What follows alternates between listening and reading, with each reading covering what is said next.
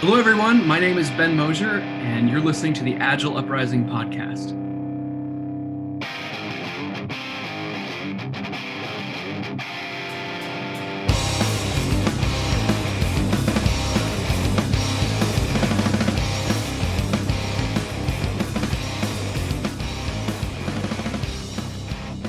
Greetings and welcome to another edition of the Agile Uprising podcast. I am your, the typical host, Jay Hersko. And joined with me, I have two Agile Uprising members. We have joining us from straight across the pond, I believe in Spain. Claudia, am I right? No, in Toulouse, France. France. I knew it was one of those two. We have Claudia Orozco-Gomez. Hopefully I got that right. And joining us from scenic lockdown New York City, Carter Leffen. Hi, everybody. Hello. Thank you both for joining on this exciting Sunday. Then again, we're locked down. We have nothing else to do anyway. So Exactly. The topic of this week's episode is we are doing another episode of Should I Take This? For those listeners that haven't heard this series before, what we do is we identify classes, Agile classes, courses, certifications, conferences that we've been to, and we talk about, is it a worthwhile experience? And the topic of today's conversation is the Agile Coaches Certification. Did I get that right? The ACC. Yes. From ICAgile.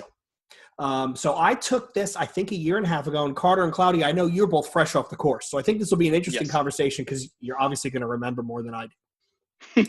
So we're going to start off with the first question. And I'm going to start with you, Claudia. So how familiar were you with the course before you actually signed up for it? I've got to say, not too familiar. I probably spent a few nights cramming on what class I actually wanted to take. And I did actually go to a Discord server asking for some feedback. But the class that I chose, so this specific, the trainers, really resonated. So I said, okay, let's go for this one. It's got enough positive reviews and the content sounds great. So we'll go for it. And it got approved and the rest is history. Fantastic. How about you, Carter? What did you know prior to signing up? I love researching, so I did a lot of research. I poured over the ICAgile website and looked at all the different things that were coming into town. And I started researching prior to COVID. And so I was looking at, okay, I could take something maybe in March, April, or May. And I was weighing the price points and the amount of time I'd have to take off work. And the one thing I liked about Eisen, Sackett actually was one of your instructors, I think a couple of years ago, and was the fact that I could take the class at night, starting at I think 8 or 8:30 on Mondays. So it was really convenient for me to do that. And also I was intrigued by the fact that it was the timing was right. Like, okay, I didn't have to like take it all in one shot. Like they broke it up into 7 weeks, which was really convenient. And so that's interesting. All three of us have taken this class online. So I'm real curious to hear what our different experiences are. I took mine online as well. I was trying to do it. And again, this was like 2 years ago, year and a half ago. I was trying to do it in person, but I couldn't find one that was close enough. And then I found that the online course they were more amenable with the timing. Right, I think it was like a 9 a.m. to like 2 p.m. 3 days or 4 days in a row, and I'm okay with that. Heads down, let's go in. Except when it comes to safe courses, but we're not going to talk about that right now. So for me, the timing was great. So all three of us took it virtually. And like you said, Carter, your instructor was the same instructor I had for my Discipline Agile course, Sackett, who's great. Shout him out; he was wonderful. And my instructor, I forget his name, and I'm going to be embarrassed that I said that, but he was an old school Agile coach who'd been around for a while. The thing that jumps out about me that I remember about the course is he knows personally Gary Gygax, who's the creator of Dungeons and Dragons. So he opened up the course talking about this, and I took the course with a buddy of mine, and I was IMing him like, dude, do we derail the class and go down like the nerd rabbit hole and start talking about like elves and orcs and stuff? Like, should we do this? He goes, no, come on. Other people pay for this. We can't do this. But he was a fascinating guy. He was a great instructor. So all three of us took it online. So I'm going to start with you, Carter, with the next question. So when you look back, what did you think of the course materials? Like the stuff that was contained in the learnings? Did you find it worked? Did you find it didn't? Did you be left wanting? No, I thought that it was well thought out because as you all understand that we had 7 weeks. So the way that Sackett basically created the materials was each week had a specific theme. And so each theme he would go into there, each deck might have been anywhere between 20 to 30 slides. And I really enjoyed the fact that I did know some of the stuff going in, but there were things that he had in the slide decks that were really, they were just great material. And along with that material, just in the decks alone, they also had a lot of videos that we would watch, as well as PDF documents to read.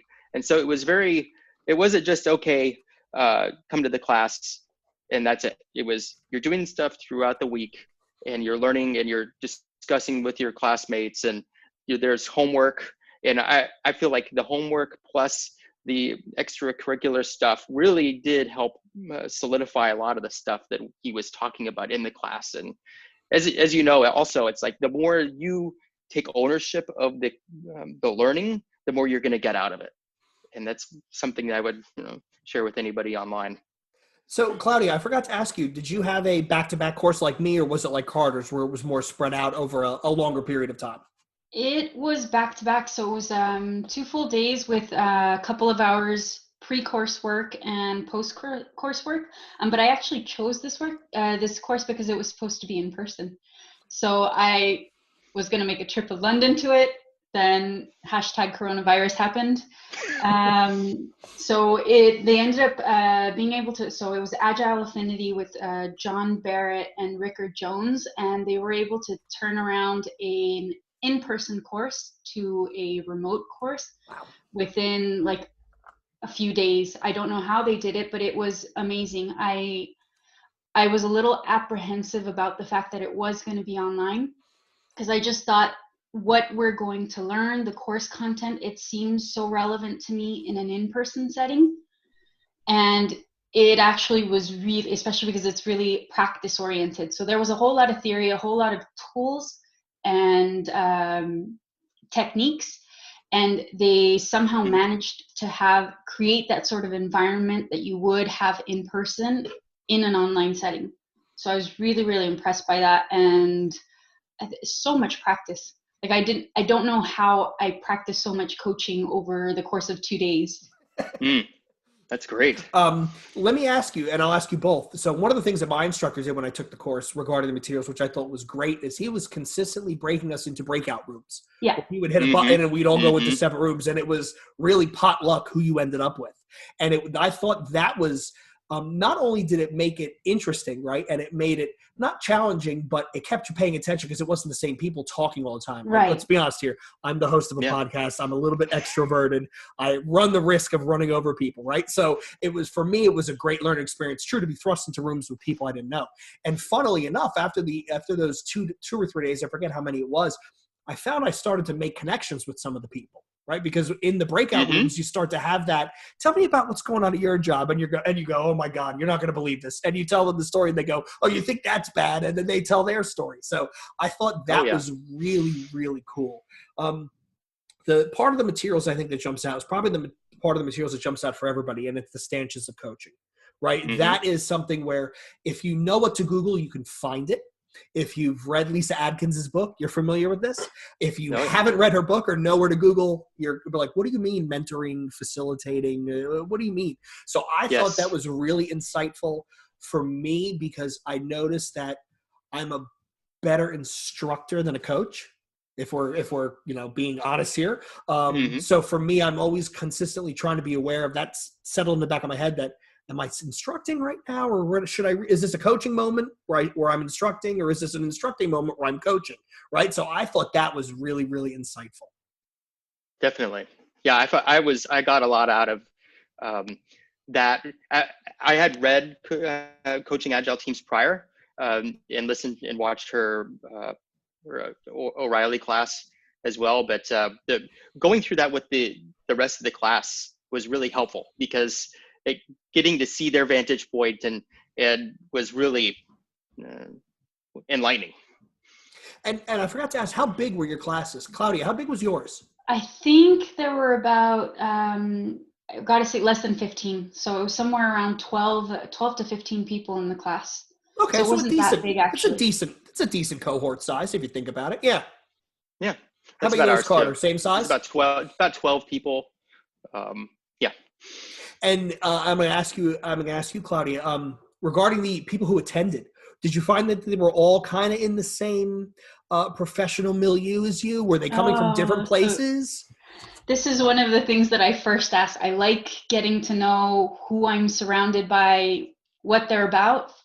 And in the beginning, when we started the course, I asked if there would be some sort of introduction.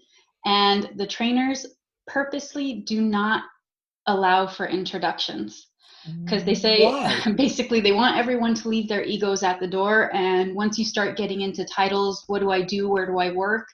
It's putting your ego on the table. So I thought it was really clever of them to actually take that bit out, which kind of takes away any sort of notions that you would have of, okay, well, I'm talking to this person. He's more or less experienced than I am. He works in this type of setting. So you don't know who you're talking to. You're just getting to know them through their skills, through the exercises that you're doing. That's an interesting take, and I never thought about it that way. But now you got me thinking back to some of the best courses I've taken. There were no introductions, and maybe we've all learned something here, right? That's right. It's you check your ego at the door. It's really frustrating, I think, I like to know who I'm actually speaking to. But in the end, it's true. So it takes away that whole narrative of that you're probably building up inside your head of, okay, my imposter syndrome's creeping in and he's got so much more experience or she's got so much more experience than I do. So it took that whole bit away and it kind of just, okay, let you get on with it. Interesting. How about you, Carter? Did they do introductions, go around the room, or was it just up and go? I believe it was just up and go. I don't recall introductions, but as we get into the breakout rooms, obviously you're talking to people and you find out where they work and what they're. Oh yes, I'm a Scrum Master also, or I'm an Agile coach, or and so that was interesting, like learning where everybody lived and how they were dealing with the pandemic. So right. And I'm like you, Claudia, where I want to meet a room full of people, because if you think about it, you meet 10 people, you have one thing that sticks in your head. And for me, it's never the work stuff. Like, I don't remember who's a Scrum Master, who's a product member. I remember that Carter drove a VW Bug in high school, and that's his favorite car. Or I remember that Claudia saw REM on a tour, and that's one of her favorite concert experiences. Right? Like, for me, it's those things. And when you take those things away, you're right. It gets sort of, me as an extrovert, I get a little uncomfortable because I want to get to know people personally, so that I can always have that, the Volkswagen Bug guy. Right. The woman who likes REM. Sort of reference point. Right. Frame of reference. It makes it a little difficult, but I think I now that we've talked it out, I get where the instructor was going. And I'm going to ask this question of you, Carter. I'll start with you. What aspect of the course, if any, did you find the most challenging? I as I was talking to Claudia before, the time, like because it started at 8:30 at night, and I'm a night owl. I had to be taking some caffeine to stay up and really be focused. But I felt like the way that they were using the breakout rooms, and there was a lot of interactivity between classmates, and so we would have peer coaching. We had an actual was it like an assignment where we had to work together, and so I created like a little Discord server specifically for my team, and we worked on this collaborative document. I thought that was phenomenal. But the challenge with that was getting everybody in the same room and working on the same document, and figuring out how we're supposed to self-organize around this work. And I definitely the tools are still, I think there's room for improvement in being able to do things virtually, though I am taking a facilitation course also right now, and Zoom is really great. Those breakout rooms are awesome. Yeah, especially if you're ever going to do liberating structures online, breakout rooms are a must. So we're going to loop back and talk about, I'm assuming that's AFF. Yeah, ATF, yeah. Okay, ATF. I always get that Mhm. confused. And then I think ATF, I think of Waco, and my brain goes in crazy, crazy directions. Claudia, I'm going to ask you, what did you think, if anything, was the most challenging aspect of the course? I would say just the intensity of it. Really, it's just all in all 3 days where you've got this huge phase beforehand where you're in introspection mode. What do I know? What do I not know? We started with something called the Agile Growth Wheel.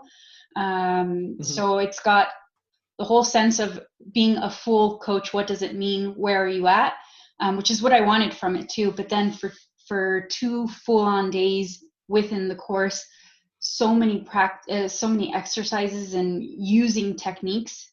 It was really, really wearing. It was exciting.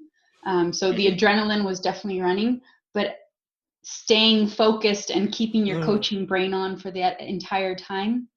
And maybe that last sort of sprint that we had where we were working on teaching from the back of the room exercise, all of us were just, I think, like on the last bit of adrenaline that we could. So get it all in there. How are we gonna, it was an exercise. You had to put together a 5-minute training course with 45 minutes, and there were 4 of us.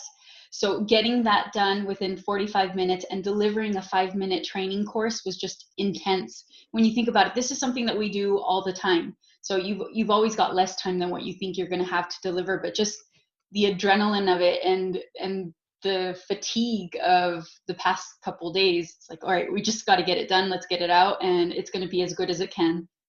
I can completely agree with that whole when you're on, right? And when you're turned on, and to do that at length without, I mean, yeah, you get the break for coffee, you get the lunch break, but even still, when you get back in the chair, you're switched back on again. And we know that the course of an 8-hour day, you're only really hitting, like, you're only maxing out your processor, right? Only a couple times. In training courses like this, you're at somewhere between 70 and 90% utilization 8 hours in a row.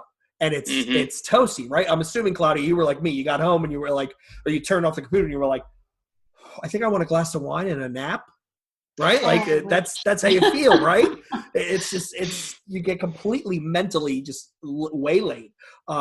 And that's a whole different podcast. That's like my last safe class. That's how I felt. Oh yeah, well yeah, well. But I kind of feel like that goes with the whole online course. It's when you're in person, you're still kind of in the flow. Even if you're taking a break, you're still within the setting, so you're not completely cutting off.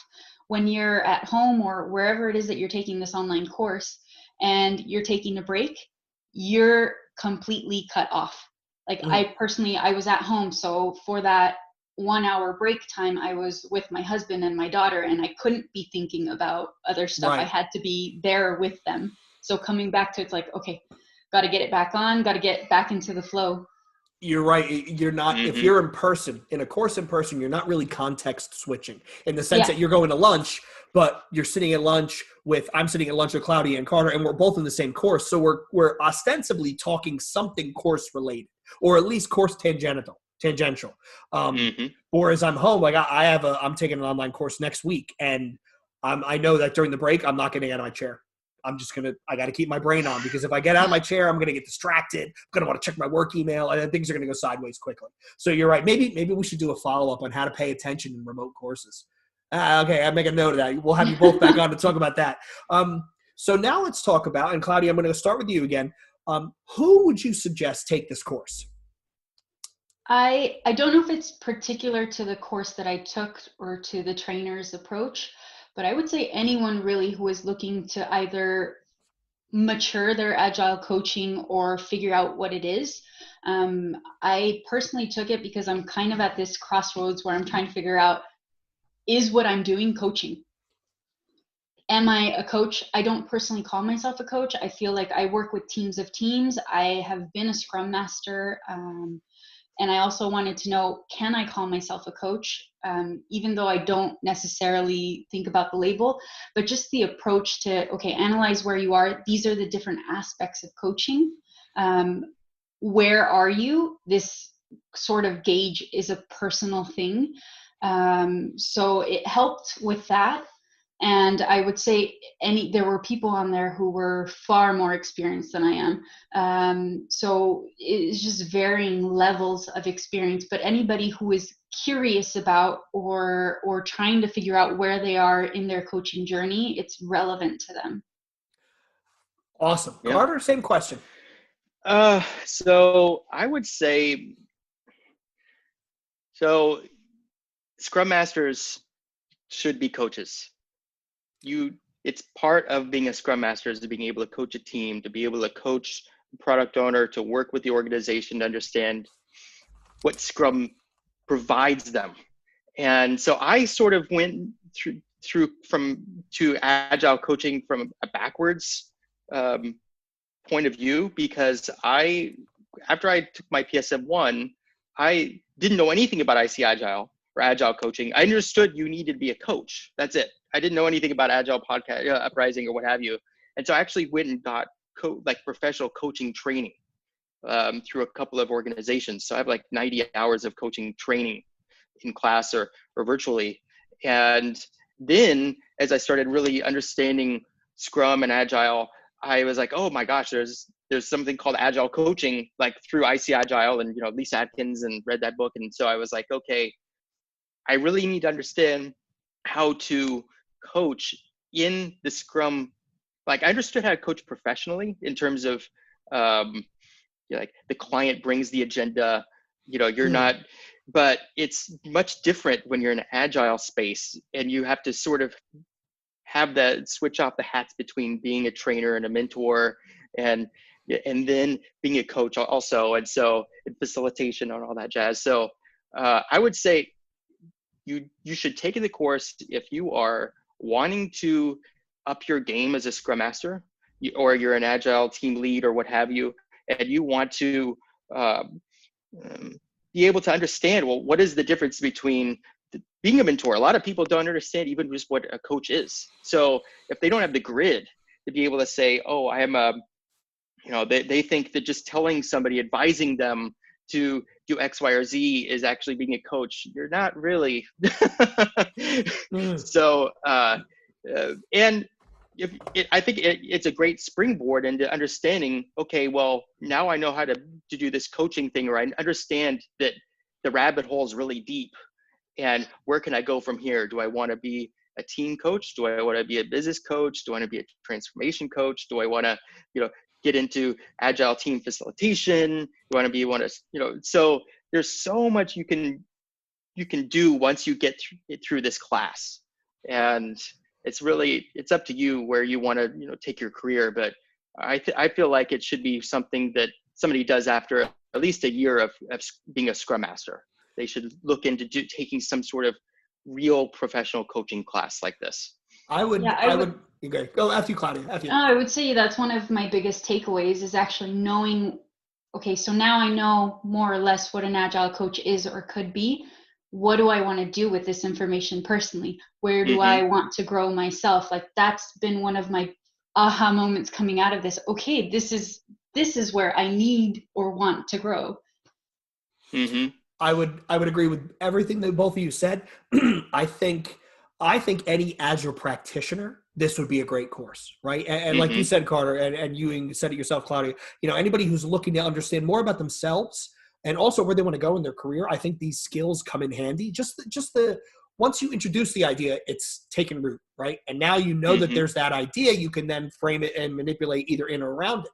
So I would say any Agile practitioner should take this course. And I think, product owner, product manager, RTE, if you want to get into the safe space, I honestly think, and I think we've had this conversation on Discord, one of the things that leaves us all wanting with the CSM course is it's 2 days and it's just Scrum and it's very vanilla.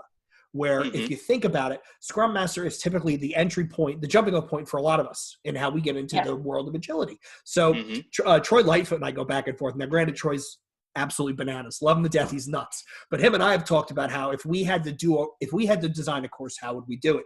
And we both agreed you'd have a day of Scrum, you'd have a day of Kanban, you'd have a day of facilitation, you'd have a day of coaching, and you'd have a day of metrics, right? So like all the Vacanti, Troy McGinnis stuff. Reinertson, Flow, and all that. Yeah, most people don't want to take 5 days, but if your company's paying for it, right, we can find a way to make it work. But that's almost a holistic way to approach. Here's the world of agility, and here's all the little pieces. Here's all the bottom pieces. We're not going to talk about the big pieces up here, right? With like mindset shifting and culture changes, and that's much bigger than 5 days of class. But I think that would be a nice welcome change. So now I want to ask another question. I'm going to start with you, Carter. Do you think this course was worthwhile? Yes, I think it was. I think that as we mentioned in the last question about like what did we get out of it and would we recommend it to somebody, I believe that the fact that I was able to do it at night and not have to take time off work because I was a consultant, so I can't bill my hours if I'm not at work, was really helpful. The fact that I went through one training that was 4.5 days in person. It was 8 hours a day, except the last day, obviously. And I was so drained at the end that I could barely spell my name. And so the fact that I was able to do it in 3-hour chunks and it really did help with solidifying a lot of the information that they went over. And so I didn't feel drained. Would it be nice to attend something that's like a 2-day intensive? Yes. But it didn't work out for me, and the schedule was really helpful. So, okay. How about you, Claudia? It was definitely worthwhile. We were just talking about it with Carter before we started the podcast, but if I could do it again, I would. And I don't know if it's just because of what I got out of it, because of the practice, or if it was the actual trainers themselves, because I think I've become a fangirl. But just going through that, being in that mindset, being with other people, because sometimes I feel like the positions that we're in can be pretty lonely places. You don't necessarily always have, well, depending on the size of the organization, but you don't always have like-minded people. You don't have that sounding board, and just having that sounding board, seeing the trainers actually go through the coaching exercises. So just having those examples and then putting it into practice yourself, it was great. And kind of you step out of there and you're like, okay, now I got to do it in a real world setting.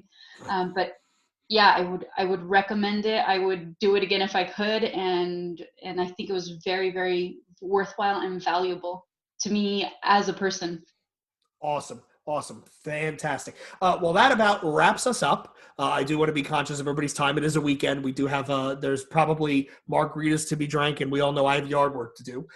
So on behalf of myself, Claudia, Carter, I want to thank you both for taking your time to join us. On behalf of Claudia, Carter, and myself, I want to thank all of our listeners. Hopefully you enjoyed this episode. If you did, give us a review, a rating, iTunes, Podbean, Podbros, whatever. If this is your first time tuning in, you can subscribe. We have a very, very vibrant discussion on our Discord server. I'm sure Claudia and Carter would both agree. There are times it goes from 0 to 180 very quickly. But it is an interesting melting pot of Agile practitioner minds coming from all different walks of life all around the globe. So if you're looking for some good conversation and honest conversation, I strongly suggest hopping in. We also do have a coalition site where we post a lot of links and a lot of deeper materials if you're looking for that. And last but not least, I have to throw this in here. We are self-funded and self-hosted, but if you feel like chipping in, we do have a Patreon. I will throw a link in the show notes. So once again, Claudia and Carter, thank you. And until next time, this is the Agile Uprising Podcast, signing out.